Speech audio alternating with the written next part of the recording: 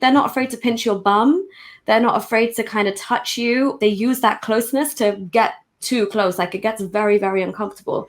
All around you, you're thinking this is a holy city. This surely should be one of the safest spaces in the world. There's much, much darker stories.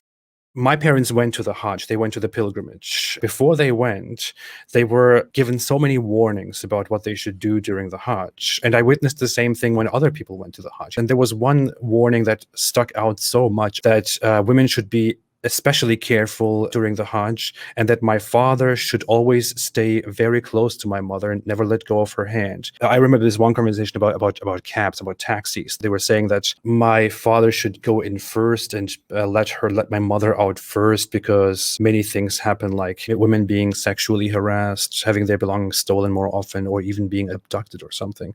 Is that something that you know of? Yeah, to be honest, it's something I know a bit too much of, which makes you really question like a lot of things. Because I've said this so many times.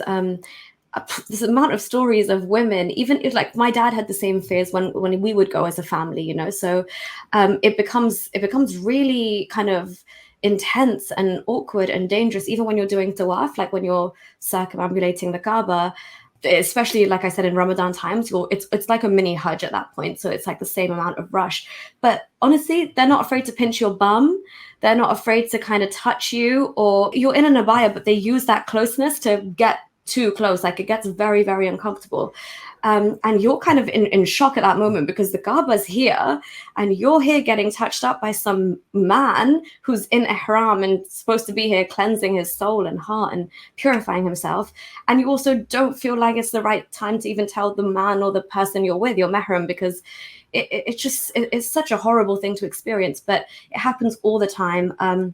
Sexual harassment like that, also theft, you know, people who leave their shoes outside the mosque, they go missing. And again, all around you, you're thinking this is a holy city, this surely should be one of the safest spaces in the world. But no, it's got all of the same little ugly things happening that happen out in the rest of Saudi Arabia as well. I know so many stories where women have come back from Umrah and Hajj and just had these horrible stories, and they haven't even told their husbands or whoever they were with. And then obviously, like, there's much, much darker stories, which probably will very much kill the mood of this conversation. But even one of my own teachers from high school had like the most horrific experience happen to her, where she was in a taxi and the guy just took a detour and drove her into the middle of the desert and raped her and just left her there. And she somehow made it back. But all I saw of her was she came to school to collect her belongings and she just left the country. And you can't even imagine like what would have happened. And the fact that she just silently left the country, knowing there's no justice that she would ever get in Saudi Arabia, nobody would be held accountable, just speaks volumes. Sorry, AP, for killing the vibe there. No, these are things that need to be said. I mean, this is something that even deserves its own talk. This should be separately addressed. I mean, I was a Muslim when I heard stories, when I heard little mentions of these things or little warnings of that kind, and I didn't even get it back then. And it's like, I feel like until after I left Islam, I didn't even perceive what, you know, it's just shocking back then when you are a Muslim, when you are religious and you value these things, you value, the Arabian lands, and you value the Kaaba and Mecca and Medina and all that. This is Islamically described as a safe place, you know, where you go for refuge.